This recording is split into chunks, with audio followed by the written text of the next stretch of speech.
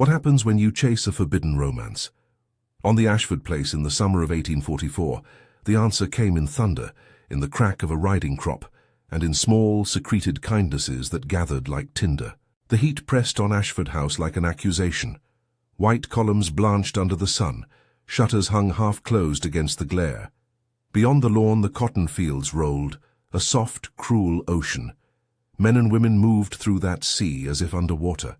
The swing of their arms measured in breath stolen between overseers' calls.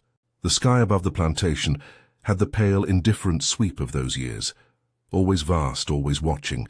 Sometimes it held the promise of rain, which for the enslaved meant a brief relief from labor and, at worst, mud that slowed the overseer's progress. Thomas Ashford leaned into his authority the way some lean on a cane. Wealth made him heavy with certainty. Whiskey made him volatile. He kept his house in the way a man keeps a score, on measure, on display, with punishments folded into the ledger of his temper. He ruled not simply because he had inherited land, but because he had taught the world that his claim to people's lives needed no apology. His voice could reduce a room to silence. His hand could leave marks where explanation failed. Eleanor Ashford walked that silence. Once she had been introduced into society as a wife with hopes and the brittle, polite scripts of a planter's woman. Years in the house had turned those scripts into small, careful steps around a danger she could not name. Infertility had been the first slow stripping, then came the years of small humiliations, the whispered jabs from relatives, the pitying smiles that left wounds. Thomas's anger, when it found her, had the sharpness of a struck glass. It reverberated through the house, but it never changed the ledger. Eleanor learned to make herself as small as curtains drawn against mid-afternoon heat. Samuel moved through the margins of both worlds. He tended the horses and the stables, kept the tack bright and the animals calm. In his hands, the leather and brass had a quiet order. In his posture, there was a reserve that never read as submission so much as a carefully preserved dignity. Eyes that had been behind lids or dropped to the dirt bore witness to the way his shoulders held memories, of parents' names he could not always say aloud, of songs Mama Ruth sang that carried laws of survival. He was young enough to still imagine a life beyond the fences, old enough to know imagination did not pay the bills, did not still the lash. Mama Ruth watched both of them with the patience of someone who had learned to map danger like weather. She had been on the plantation longer than any ledger would account for. Her hair was the grey of storm clouds. Her hands were a landscape of years. She moved through the quarters and the house with a steadiness that set people to speaking their truest things around her. She had been healer and midwife, seamstress and counselor, the keeper of names and ways. Where others saw only a system that chewed up lives, she read seams and threads. If a plan were possible, Ruth could find the way the fabric might be altered without tearing. The day that set this particular thread alight began in the small hours, when the house was still a canyon of muffled sounds. Thomas had been drinking. He had woken with a grievance lodged in his jaw, and a restlessness that made him scour the house for slights. Eleanor, returning from a walk that had been more an attempt at air than leisure, found the room waiting like a trap. A lamp hissed. A mirror held only the tired reflection of a woman who had learned the architecture of apology. Thomas's voice was low at first. It was the kind that promised storm. A word, an accusation, then a strike. It was not the first, but it was an especially bitter one, delivered like punctuation to a life of accumulating shame. The household heard the commotion as a ripple of sound. In the kitchen, the house servants exchanged looks. In the quarters, some folded themselves into sleep with practiced indifference. But Mama Ruth did not wait for the full story. She set down the bowl she was stirring and moved toward the big house, each step a measured decision. Outside, across the yard, the night air smelled of iron and stale whiskey. When she reached Eleanor, she had her palm on the woman's shoulder as if reminding her of the world before fear. Eleanor's face had the red, ragged flash left by a hand. Her chin trembled once and then steadied. Ruth did not offer platitudes. She fetched water, a cloth, and a quiet that could hold more than the house could ever hold. "Bring him to the stable," Ruth said with the authority of someone who had long ago learned the economy of favors. Her eyes found Samuel across the yard. He was near the tack room, sorting bridles. his hands moving as if the leather could be a kind of prayer. He answered with a single nod, the kind that meant he understood what was not spoken. He came quickly, not as a man stepping into a danger of his choosing, but as one stepping into an obligation. Eleanor leaned into his presence the way a parched plant leans toward a rare rain. She had let few people see the soft spaces of herself. No one, especially, had the right to touch them. When Samuel set a cloth to her bruises, his touch was precise, businesslike, but beneath the competence there was a gentleness that had nothing to do with the proprieties of the household. In that small functional contact there was recognition. Their eyes met in the stale lamplight, the first unguarded moment that belonged to them alone. It was a look that carried both an admission and a question. There was common ground in their lack of power, and an honesty in the way they both moved through days that saw them as less than whole. Eleanor saw in Samuel's face things she had not been permitted to see in a husband she had married into distance.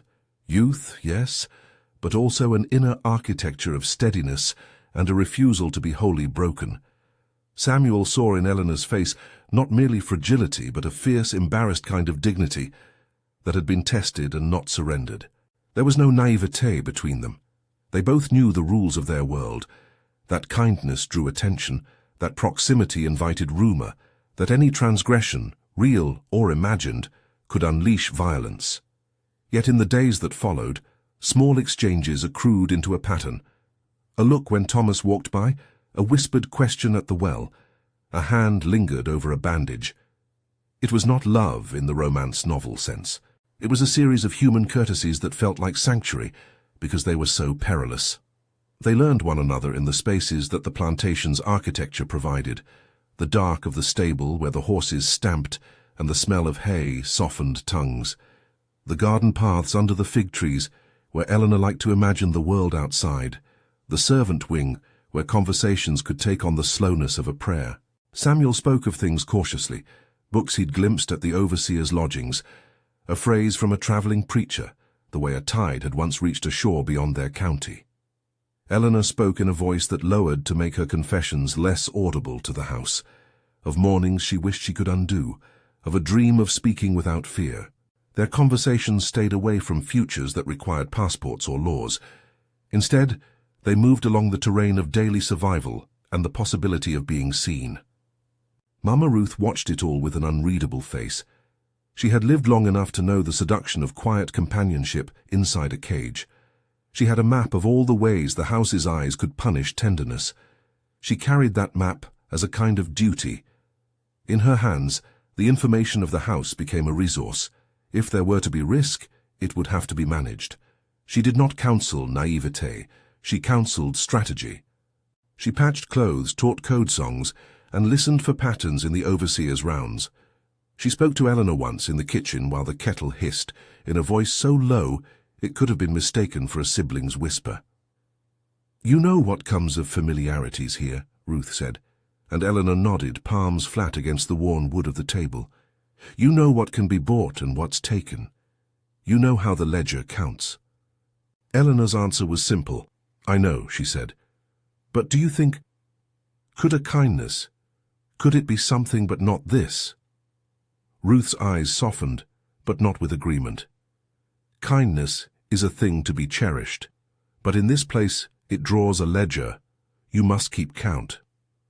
It was Mama Ruth who taught them the first necessary language of secrecy, the use of moon and weather as allies, the strategy of being seen and unseen, how to fold a conversation into a song so only those who knew could hear. She taught them, too, a harder lesson. Affection could save a moment and doom a life. It was her steadiness that allowed small moments to exist at all. Outside the house, Thomas's restlessness developed into a watchfulness. He began to notice details with the predatory attention of a man used to claiming things. He saw Samuel's careful hands on the bridle and noticed the way a spare ribbon seemed to hang from Eleanor's sleeve. He felt, as a man who believed power was air, the possibility of slight. Suspicion there would always be. He felt it as the plantation felt heat, but now he knotted the suspicion into a thread that could be pulled. Days accumulative like weather, a neighbor's curiosity, an overseer's offhand remark, a maid who lingered too long at the lattice. Thomas's moods shortened. Small slights became evidence. He began to test his control, a man who took the temperature of the household by throwing a stone into its pond and watching the rings. The first time Thomas struck Samuel was in private at the stable, and it was not meant to be a punishment meant for the public ledger. A saddle had been left with a bit out of place. Thomas took it as an expression of disrespect. The blow landed on Samuel's shoulder, sharp and efficient. Samuel did not retaliate. He had been trained by the world to absorb without breaking the larger machinery, to keep his eyes steady and not supply an excuse for another man's rage. Yet the blow changed something small and luminous inside him, an ember that would not be put out. Eleanor did not see that private blow. She learned instead about the way Thomas's temper bled into everything, counting spoons, the placement of a painting, the itinerary of the household. Her world contracted to the shape of precaution. She practiced the art of being mute when fury came close and of smoothing the creases it left in the sheets. Their intimacy, when it arrived, was not a sudden conflagration but an accumulation, a series of moments in which two people learned the textures of one another. Samuel taught Eleanor to listen for the horse's subtle sounds, the tiny indicators of a stable's life. Eleanor taught Samuel the names of the flowers in the conservatory, those things that in a different world might have been nothing more than trivia. The exchanges were their currency. They could not change law or lineage, but they could teach one another to be recognized. When a storm threatened that summer, its approach read like a warning. The air doubled in humidity, birds quieted, the sky roiled with a kind of maternal anger. Storms on Ashford meant the wind could carry rumors into places that wanted to ignore them. Storms could make the overseers lethargic and give servants minutes of unauthorized movement. On the afternoon thunder pressed low. Eleanor and Samuel both felt that press. Eleanor had fled the house after Thomas's temper flared again over a letter from his sister that questioned Eleanor's worth. She could not stay under the same roof of scrutiny. She walked until her skirts were damp with dew, and then sought the old storage barn beyond the service garden, a building of patched boards and loose breath. The barn smelled of hay and horse sweat. It was a place that had the neutral privacy of a utilitarian building. She sat on a bale and let the sound of rain begin, the first drops whispering against the roof. In the hush, she felt unstitched in a new way. The day's humiliation had loosened seams she could not fathom to mend. Samuel spotted her from the path, the rain making his coat cling to him like a confession. He did not come at the barn's boundary with fanfare. He slipped inside as if trying not to be heard by the house's dark corners. He had always known where the secrets of the Ashford estate could be hidden. He also knew that the barn had a peculiar mercy. It was plain, it offered nothing to brag about, and no one expected sanctuaries among grain and tools. They watched the rain in a silence that gathered its own gravity. Eleanor cradled her arms around herself, as if to hold in what the house had taken. Samuel folded his hands in the old way his mother had taught him, palms together like a bird's wings. They spoke in fragments, then in sentences that found the space between them. "I cannot stand him tonight," Eleanor said, without naming the reason for the weight in her chest. Samuel answered with a truth that had the bluntness of someone who had learned his own limits. "He gives you no place to be anything else." "That is what hurts," she whispered. "To be denied a thing you did not know you wanted until it was gone." Their conversation took a turn from the practical to the personal, the way storms open windows onto confessions. They were not innocent in the metaphors they used. They were, both of them, adults who understood the cost of being seen. Yet the storm made the world grow small, the way thunder makes a heartbeat for a single focused reason. The rain's rhythm sounded like applause at first, and then like a metronome for decisions. What happened next had the deliberateness of two people recognizing a world that had not offered them sanctuary, and deciding for a brief moment to create a different kind of shelter. It is vital to say this plainly.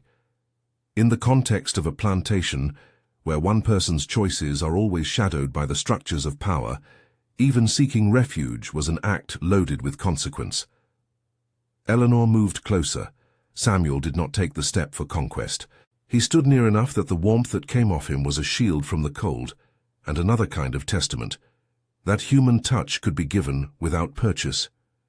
They kissed in the dark, a careful thing, an exchange that bore more of grief and hunger than triumph. There was a tenderness that smelled of hay and rain, and the faint metallic tang of a man who had been wounded by the world. The kiss was not a thing that erased the ledger. It was rather a short line of relief across ruled margins. They spoke afterward with a kind of bluntness that was almost businesslike. "We cannot," Eleanor began, and Samuel finished her thought without shame. "We cannot unmake the places where we were born." "I know," he said, "but we can be a place for a little while." It was not a promise that attempted to outmatch fate. It was the language of two people consenting, in the limited way consent can exist inside coercion, knowing the risks, weighing the cost, choosing to pay them for a brief preservation of humanity. Mama Ruth's lessons arrived like a margin note in both their minds. Be prudent, keep the world from seeing more than it must.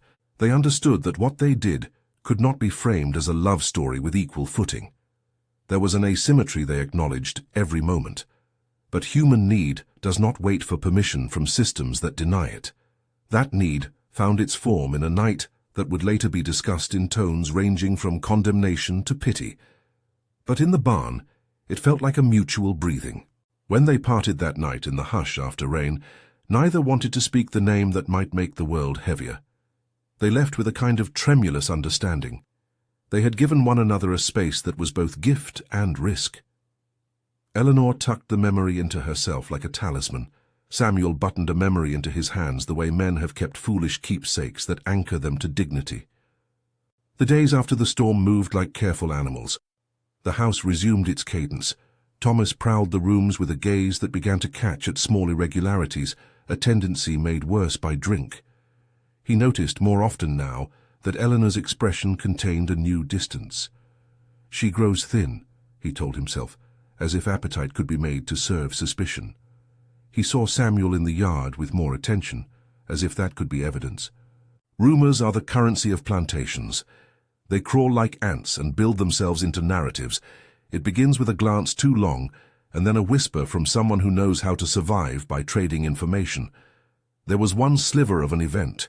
Nothing to many, everything to a man looking for a fence, when a handkerchief with a corner frayed by red thread was found beneath the conservatory bench. To most, it would have been nothing. The things people leave behind, lost, mislaid. Now to Thomas it was a sign, the kind of proof he was hungry for. Mama Ruth watched the pattern tighten. She saw the way the house's rumor mill began to chew on the slightest provocation. She moved with a calm that had been honed into knowing whom to placate and whom to shield. She began in small and quiet ways to prepare.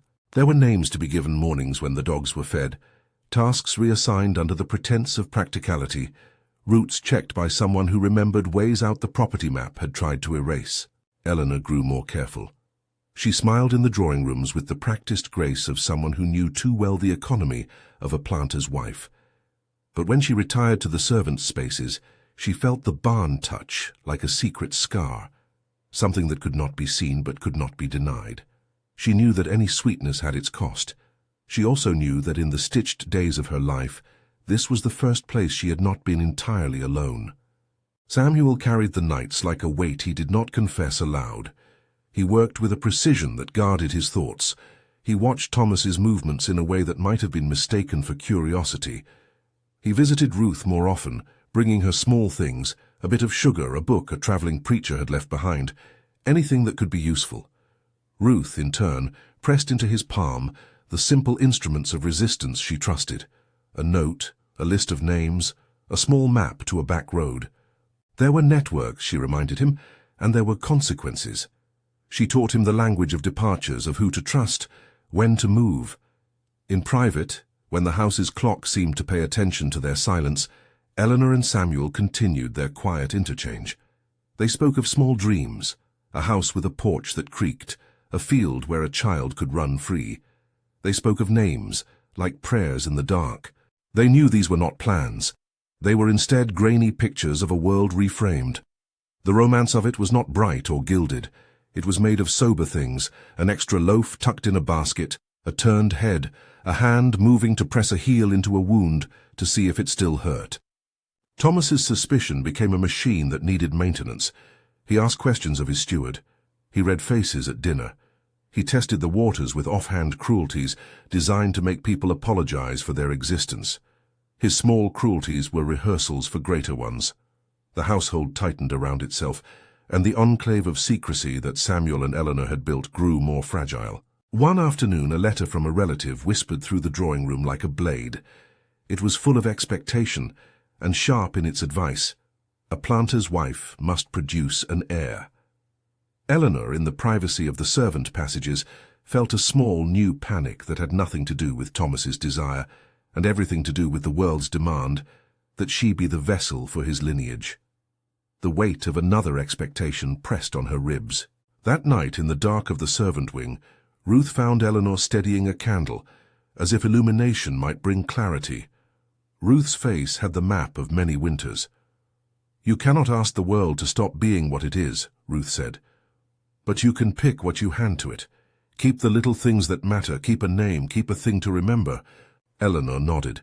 She folded that guidance into herself. It was not an answer to the dilemma she felt twisting inside her chest. It was, instead, a tool, something to be used when choices had to be made quickly and without consent. The fabric of their clandestine tether frayed and was mended. Moments of silence were stolen when the house's rhythm allowed. A hand on a table, a shared glance at a passing moon, a note pressed into a Bible. The danger in these small acts was relentless. A neighbor's maid could see too much. A passing trader could comment on the wrong thing. A child could overhear and repeat. Then one evening, an event broke their pattern. Thomas was irritable at dinner, his temper sharpened by brandy and a visit that had not gone to his liking. He left the table early and stormed into the night, his horse's hooves beating like punctuation. Eleanor, bruised by the earlier porch of his anger, slipped away to the garden where the hydrangeas grew wild and where the moon painted everything in rents of silver. She did not expect company.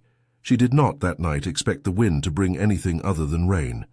Samuel found her there, as he often did, appearing at the edge of a garden path as if he had been called by some small truth. The conversation that followed was quiet and precise. They did not speak over much of the future. They spoke of the present as a place worthy of being held. In the hush, they found once again a kind of permission to be human to one another. As they stood there, thunder grumbled in the distance. The storm that had been a possibility for days settled into inevitability. They retreated together to the barn, not because it was a stage for romance, but because it was plain and would not invite the house's voyeurism. Inside, the smell of damp hay and the compressed quiet wrapped around them. The world outside flexed and delivered its power through wind and rain. They kissed again. The kiss had the gravity of two people who had each been diminished by a system and decided to recognize one another's dignity against it. The act that followed was not a cinematic consummation. It was a human act seeking refuge. It was tender, and in its tenderness lay both salvation and peril.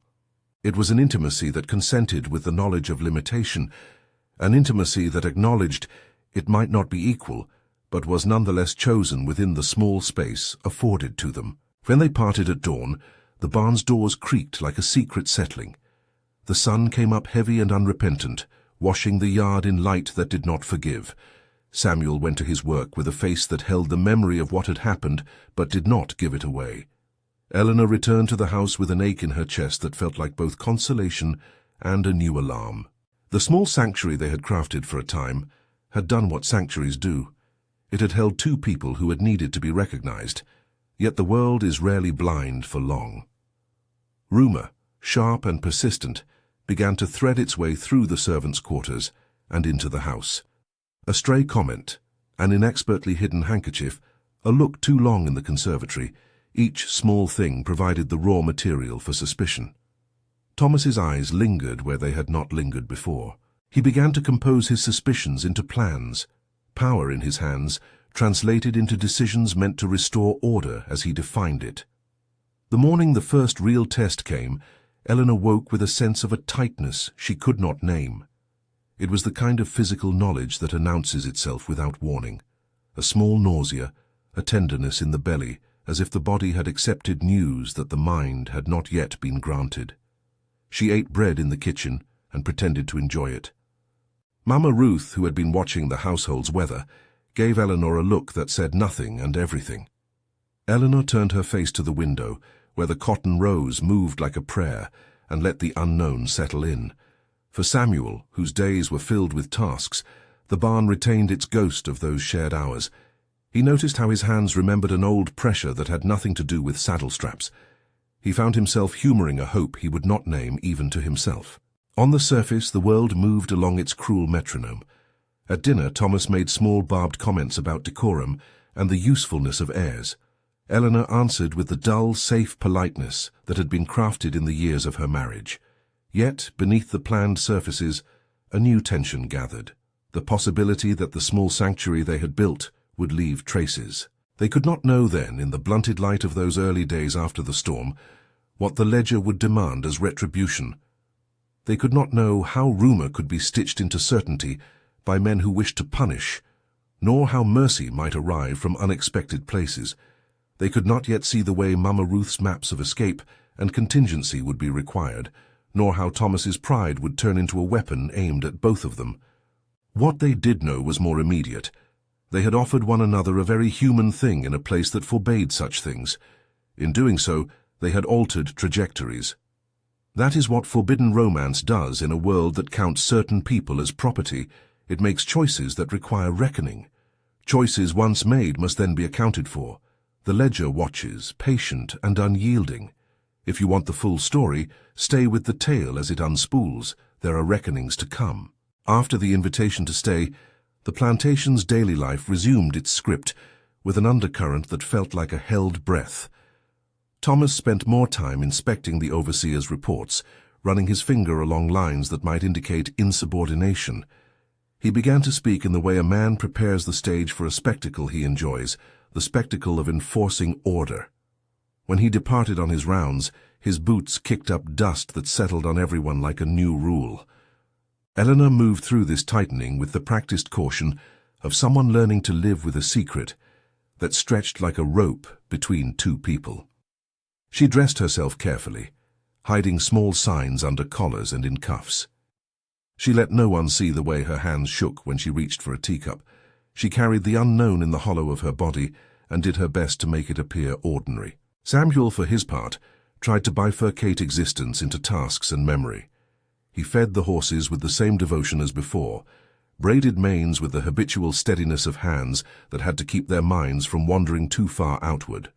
But at night, when he lay on the thin mattress in the servant quarters, he found his thoughts circling back to the barn, the contact of skin, the sound of Eleanor's breath, the sense that they had been briefly authorized to be human in a place that forbade it. Mama Ruth was not idle. She moved through the quarters and the edges of the plantation with a comfort that masked its urgency. She visited an old acquaintance who sometimes got work outside the county for a trader. She mended a patch in a coat and stitched into it a small note with directions no one would immediately suspect. Her songs took on a new cadence, an older tune with hints of code. To those who knew how to listen, it spoke of roots and timing and the way the night could be used to move. In the house, Thomas's suspicion found its voice in a seemingly innocent question. Over the breakfast table, he mentioned a child he had seen in a neighboring county that had the hair of a different lineage and laughed darkly, as if to test how it landed in a room. Eleanor ate with her hands folded and answered with brittle civility. It was all theatre. Thomas's remark was a stone thrown to see which ripples it might make. He was eager to find a wake if it existed. Rumours fed his appetite. A servant girl fumbled. A stable boy lingered where he should not have. Thomas began to narrow his gaze, and where suspicion goes, punishment not infrequently follows. The day a letter arrived from Charleston sealed what had been whispered into combustible assertion. The letter, penned by a cousin with eyes for the household's reputation, intoned a delicate mixture of advice and threat. "A planter must produce," it read, or words very much like it. The letter's existence was trivial, but it became, in Thomas's hands, a mandate. The economy of his pride demanded heirs. The economy of his name required evidence that his household was producing for posterity. Eleanor, seeing the way the letter made Thomas's jaw set, felt a new pressure compressing the small space she and Samuel had carved. She had acted in a way that, in another world, might have been answered with understanding. Here it was, counted as a debt.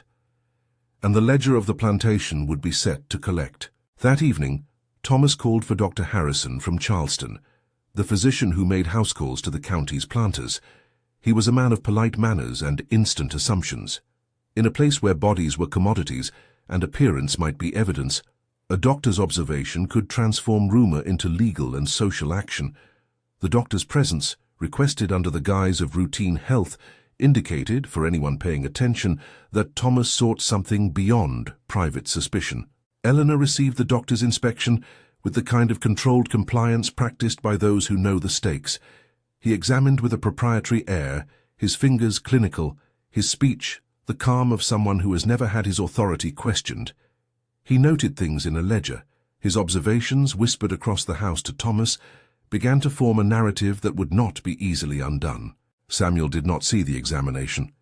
He busied himself with tasks that would keep him from the house, but Ruth's small signals, 2 taps on a wall, a particular phrase hummed, told him something was in motion. Once again, the map Ruth had quietly prepared showed itself to be prophetic. Plans that had lived as possibility had to be put into motion or else be lost. The plantation's rhythms accelerated at this. Where there had been a slow accumulation of tenderness, there was now the mechanical efficiency of a system purposing itself toward proof and punishment. Thomas's plans sharpened, a public whittling away of dignity, a spectacle to remind everyone of their place. The overseers prepared to do what was expected of them. Rumors hardened into accusation. On a late afternoon, when the air had that thin, sharp brightness that comes before a storm, Thomas summoned Samuel to the yard. He did it with a casual cruelty, a summoning meant to humiliate without the benefit of sight for anyone who cared. Samuel came because he was summoned. He had never been afforded the luxury of saying no to commands that carried the weight of consequence. He presented himself in the yard, face composed, hands steady. Eleanor heard the exchange from the doorway, the scrape of voices and the sound of a ledger being opened.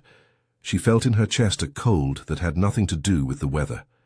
The house seemed to lean toward the yard, as if all its beams were ears.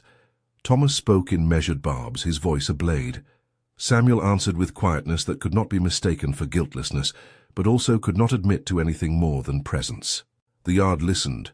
The servants, the overseers, the family, they all watched as a spectacle of power assembled itself. What happens when you chase a forbidden romance? On the Ashford place, it turns private exchanges into public currency. It draws a man's appetite for control and sets it against the fragile human acts that short-lived sanctuaries house. It alters the ledger and forces an accounting.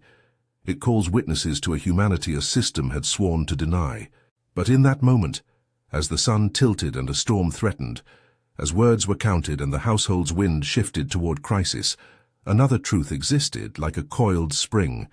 The act of being human in those narrow spaces had also created ties that would not be erased by spectacle.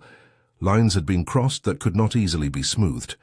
The coming scenes would test how much of a life 2 people could hide, how much of a child's claim to a mother's blood could be denied, and how one woman's refusal to be entirely consumed might be read as betrayal.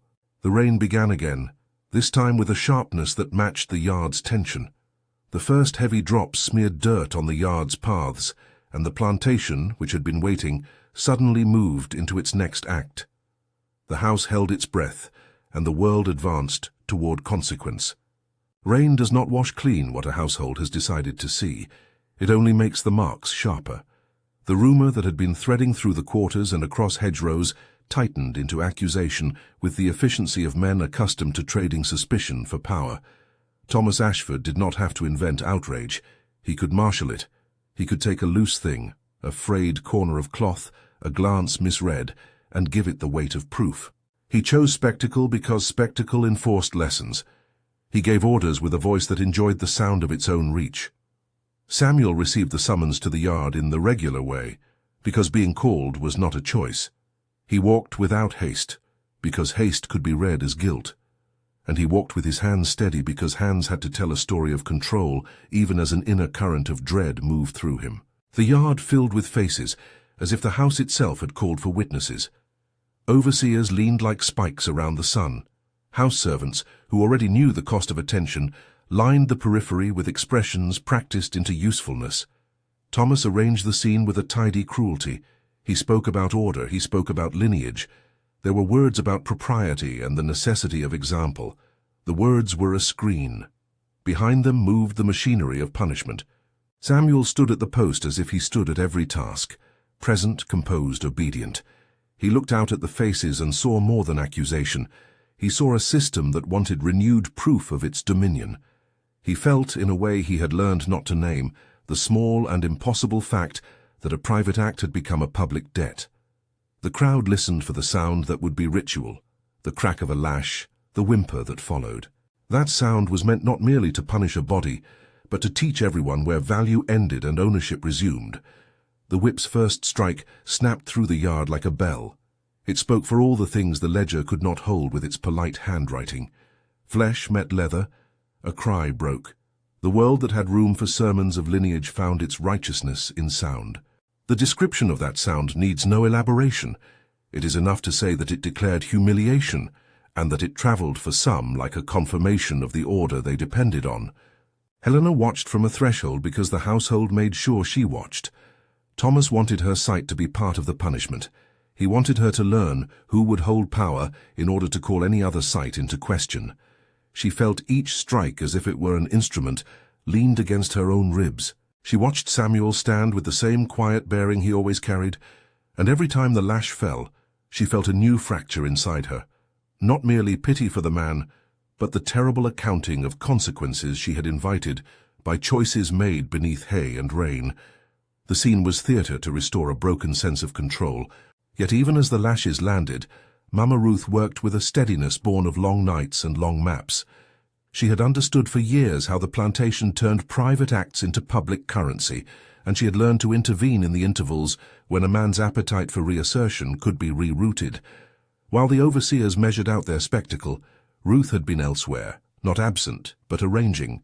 She had the language of diversion. A knocked-over pail here, a clattering horse there. A note slipped to a child who would slip it to another, until the sequence of the plan required by Thomas looked less certain. Her intervention was not a miracle. It was not a wrenching rescue at the last second. It was a series of small things, an apprentice told to fetch a tool to the far field, a dog set to bark at a corner where nothing lay but dirt. It was the economy of delay. Delay in Ruth's map could be turned into movement, a wagon arriving late, a night route opened, a man ready in the dark. The plan she and others had fashioned in whispers now moved into motion. There was a man, a free black one known to Ruth for his work as a ferryman, who had agreed to take messages. There was also a minister with pockets of courage, Reverend Joshua Collins, whose calls to conscience had made him many enemies but had also made him keepers of contacts at the edges of law. Collins was not flawless. He could not undo every harm his presence could not prevent, but he could carry news to those with the power to intervene publicly in ways that made a planter think twice. News spread by degrees. The law could, in certain places, be a blunt object used against men like Thomas. Writs and judges could slow a mob and force the theatrics of punishment into the less satisfying rooms of deliberation. A judge's presence would not abolish Thomas's anger, but it could deny him the untrammeled violence he craved. Collins' message went up the line to a man named Harrison Blackwell, a figure whose name in county papers promised temperance in the face of spectacle, and who had, in those parts, become uncomfortable with summary punishments that looked less like law and more like lynchcraft. He answered not out of idealism alone, but because the law had to be seen to be itself to survive. By the time the crowd had been assembled for its ritual of enforcement, a carriage from the town road turned into the plantation drive. It creaked and stopped with the slow defiance of anything that might interrupt a man's private justice. Judge Blackwell alighted, grave as a man at prayer, and the yard shifted under the sea of eyes. The presence of the law slowed Thomas enough to make him recast his spectacle into something more surgical. A judge forced words. Still, the ledger demanded proof. Thomas would not yield to mere delay when he could instead try for public adjudication that would answer his pride as much as his suspicion. Thomas demanded that Samuel be judged beneath the household's law, public humiliation and account paid by a body. The judge listened but would not be a prop. The lawyerly language he introduced turned a spectacle into procedure, which had its own terrors but removed the immediate cruelty of a whipping performed for the sake of a man's private anger. Then the House found a new instrument to assert its truth, Dr. Harrison's report. The physician from Charleston had earlier made observations that Thomas now wielded like evidence. The doctor's notation about signs consistent with pregnancy, clinical, unbiased on its face, had been reinterpreted by Thomas into a confession. Doctors in those years carried a kind of social power. Their words could give rumor a shape that law could then contest. Eleanor felt the House narrow into the spaces between eyes. When the doctor's words were voiced, the room inclined toward a verdict. The public calculation that had started as rumor now had professional voice. The ledger was close to full. Then labor came, premature and intense as judgment. It arrived not when the House had prepared a script, but of its own clock, in the fevered logic of bodies that would not wait for a man's timetable. Eleanor's labor began in a kitchen that smelled of boiled cloth and the threadbare comforts she had hoarded, a shawl that had belonged to her mother, a tin cup, a lullaby Ruth could sing that meant both more and less than it might have elsewhere. The timing of birth in that place was a reckoning. Children bear marks that eyes read with greed or tenderness. When Eleanor's daughter slid into the world, small, crying, a body that had the skin of both parents, the question the household had been shaping for weeks rearranged itself into a fact no whisper could now deny. The baby's features, dark a moment, pale the next as newborn skin tracked heat and light, laid the rumor bare. There was no longer room to doubt. Thomas saw the proof at the place any man desperate for confirmation needed to see it. A child. Public feeling changed its velocity in the face of such evidence. Thomas's face held victory that had the hollow of someone who had not paused to consider what prize his triumph would cost. He demanded a reckoning of names, of explanations. He demanded tidings to match his vision of property law as moral law. The household breathlessly prepared a spectacle of adjudication and shame that would instruct others. It is vital here to note a truth that the ledger never accepted. The child was a human being, with no debt yet due. Yet the world of Ashford accounted children as signifiers, not as persons, and the revelation of lineage became a public arithmetic of shame and ownership. Ruth, who had anticipated the need for movement, had already made decisions. She did not stop the spectacle by force. She made the choice to protect life. She moved with the quiet authority of a woman who had carried others into the world and out of the hands of men whose judgments were always crueler than their words. She arranged for the baby to be wrapped in the plain blanket she had stitched for the purpose, plain so it would not attract attention on the path out. She worked with the midwife's hands she had long kept, and wherever she could she softened first judgments into opportunities to move. While Thomas raged like a man whose appetite had been belied by biology, Reverend Collins took the chance the law permitted. He made an appeal to Blackwell that a public trial, dragged into the pages of local courts, would be an uglier thing than a hush made by transport. There is a particular moral calculus men like Blackwell could be convinced by: law's reputation. A judge who valued the appearance of order could be persuaded that an extra day, a writ, an inquiry might preserve certain civic reputations better than a sudden lynching. He performed this calculus in the still hot air of the veranda. Still, a man like Thomas could not be stopped by ritualized delay alone. He sought either punishment or exile. He wanted proof that his control remained intact, and control meant removal of perceived stains on his authority. His choices were cruel but coherent. He would cast his shame outward and he would make example. It fell to Mama Ruth, and to those with networks to convert that ugliness into roots. She had taught Samuel small lessons of departure in a way that made him more ready than a man whose life had been only work and obedience. She had placed in his hands the knowledge of back roads and the faces of men who ferried at unapproved hours. She had taught him the names of those who cared little for planters' warrants. She had for nights stitched his path into the seams of a world that could carry him north. Samuel's leaving was carefully organized, as if sacrifice could be made tidy. He did not run like a man fleeing indiscriminately. He traveled as a man obeying a plan he had helped prepare. Ruth arranged for a change of clothes, indistinguishable from the workman's wear, a note with instructions, a small sum of coin hidden in a hollow cane. The ferryman would take him at a low tide hour, down a backwater where the plantation's gaze seldom ventured. Reverend Collins contrived a reason for the carriage that would block a search. Blackwell's writ offered a legal reason for the house to allow departures to the road without appearing to have acquiesced. Before dawn, in a world built on staying and watching, Samuel slipped away. The river that had always been an edge turned into a channel of mercy. He did not go alone in spirit.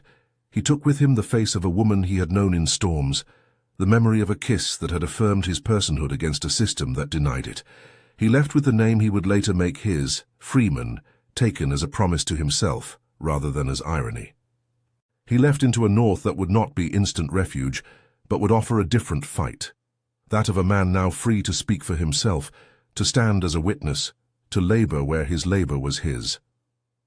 The leaving of Eleanor and the baby followed a different path. She could not leave as an enslaved person did. Her movements were checked by reputation and by the household's need to account for her. Yet there were allies where the county's maps did not expect them. A cousin who disliked Thomas enough to help, a servant who owed Ruth a life, a carriage driver who understood the value of taking a woman to a seaside town under the pretense of needing air. Savannah, with its bustle and its anonymity, offered a place not without peril but with distance. Eleanor's departure was a study in exile. She went not with a triumphant gait, but with possessions weighed down by necessity, a few dresses, the shawl with her mother's scent, a small trunk with a child's blanket. Ruth and Martha, Eleanor's mother, who had quietly chosen a kind of complicity, contrived the story of a relative's failing health and the doctor's recommendation of sea air for delicate constitutions. It was a story many in the household accepted because it did not require them to look closely at their own complicity. To those who loved her best, Eleanor's exile would be both a punishment and a preservation.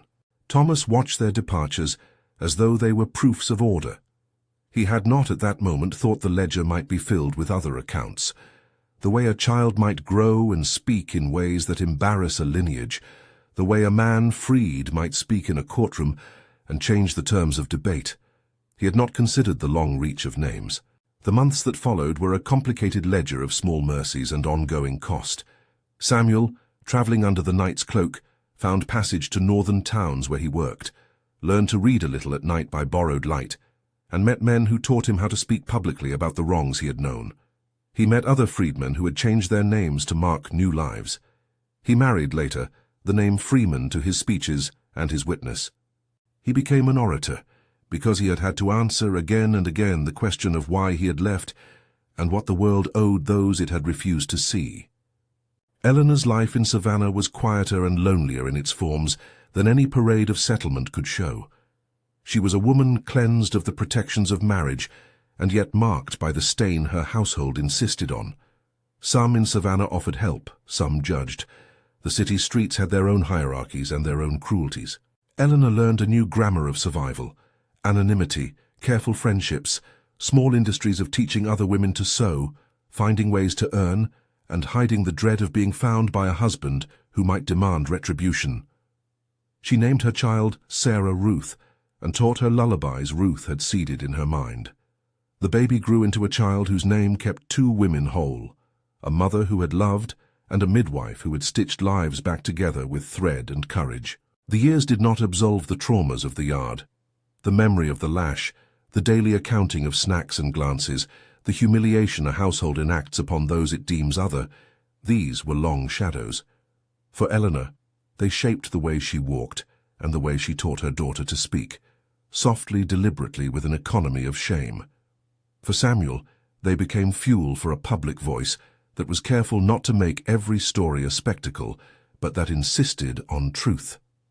For Mama Ruth, the rescue was a ledger of debts paid and debts owed. She had moved people out of danger, but she had not erased the house's pattern. 15 years passed the way rivers pass, quietly, insisting on distance. The nation grew more complicated, as it always does. Localities became scenes of new fights.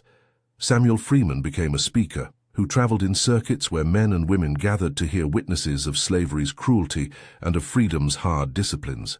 He spoke with a steadiness that came from having kept a promise to himself, to use his voice to call names and to move hearts. He had not been indifferent to the bitterness of loss. He had learned to fold it into a rhetoric that asked listeners to reckon rather than to relish anger. Sarah Ruth grew into a young woman whose skin and bearing told a family story in lines that could not be erased. She had learned letters in a small school near Savannah. She had learned to read the ledger of her own lineage, the names whispered at nights, the songs Mama Ruth taught her when she was a child visiting, stories of rivers and ferries that had become threads of family myth. She became a teacher because knowledge, in her family, had been a tool of survival. To teach was to give forward what had once been kept as strategy. She kept her name as both memorial and claim. When Samuel Freeman returned to the South, he did not come as a conqueror. He came as a man who wanted to see what the years had done, to set his voice upon a place that had once tried to silence him. He came as an orator whose presence alone complicated the narrative Thomas had tried to craft. He was older, tempered by travel, and carrying the rhetorical weight of a life that had been both marred and remade. The reunion was not a drama staged for a crowd. It was a moment of recognition that acted like a key sliding into an old lock.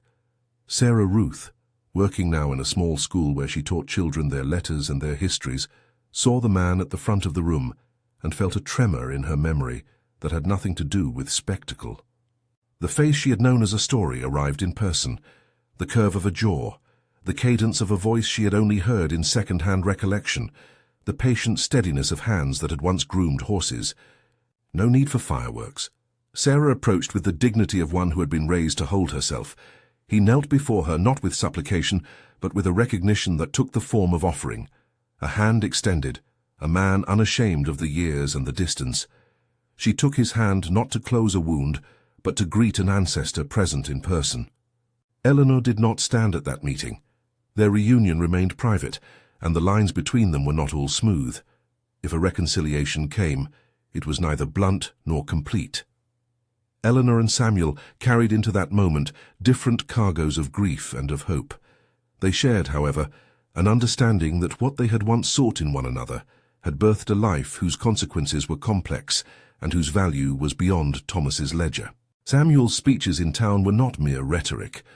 They were a kind of public testament to what surviving meant, to speak of cruelty without letting cruelty define those who had endured it. He called out systems and offered ways of rebuilding. He asked his listeners to imagine a society where no child's skin defined their claim to personhood.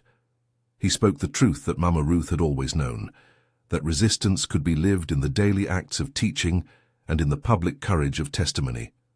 The legacy they all carried was not neat. Sarah Ruth taught her pupils about letters and songs. She taught them not to erase their histories. She moved in classrooms with a gentleness that bore the weight of being both inheritor and transmitter. Eleanor lived quietly, not forgiven by every town nor by every neighbor, but sustained by the life she had protected. Thomas Ashford's name survived in records, but the story that mattered for these lives was the one that made a child a person first, a ledger second. What happens when you chase a forbidden romance? On Ashford Place, it brought bruises and lash marks. It brought exile and the ripping open of a household's cultivated illusions. It brought the public arithmetic of humiliation and the personal accounting of a woman who had risked more than society could name. It demanded that a man be forced to confront the way he had used power. Yet it also produced something else, a child who would become teacher, a man who would become speaker, and a midwife's single, brave decision to move life out of immediate harm. The cost was high. Bodies and reputations were rent. Lives bent under the pressure and had to be rebuilt. Hearts carried scars. Those costs cannot be diminished by narratives that seek only redemption or romance. But there is another truth threaded through the harm. Tenderness and dignity can be acts of resistance.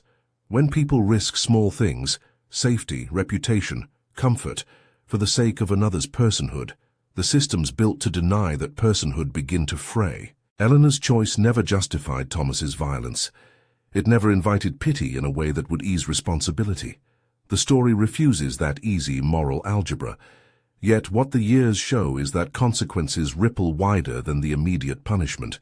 They reach into schools and into speeches and into children's lullabies, hummed in towns where sewing circles whisper of roots and ferries and the names of those who helped. They reach into names adopted in freedom, and into lessons taught at morning light. In the quiet moments that followed those years, at a schoolhouse desk where Sarah Ruth smoothed a slanting line of a letter, at a public meeting where Samuel's voice moved a room to action, in Ruth's hands as she mended a blanket for yet another child, the ledger of a household was being rewritten, not erased, not papered over with facile forgiveness. It was being amended in ways that accounted for human beings as human, and that work mattered. So the answer to the question in the title is not simple. It is not a single moral. Chasing a forbidden romance in a place built on ownership invited violence and cost. It could bring exile, it could compel sacrifice. It could force difficult choices in which survival demanded separation. It also, in ways a planter's ledger could not anticipate, created lines of legacy. The human acts that are condemned as trespass by an unjust order can seed resistance. They can produce children who teach, men who testify, and women like Mama Ruth whose steady hands and strategic mind save lives. They can change the future by insisting that human worth is not subject to a man's appetite. If this story leaves you with a question, bring it with you. Think of the people who chose to protect life in the small spaces left to them. Think of the ways systems turn private acts into public currency. Think of the stubbornness of a child's future that refuses to be numbered on a ledger. Share what this leaves you feeling. Tell others the names you want remembered. If you want more stories like this, true-to-tone historical dramas that look at consequences and legacy, please subscribe and continue with our other narratives. And if this one stayed with you, leave a thought about which choice you would have made, and what counts as courage when the options are none that you would wish on those you love.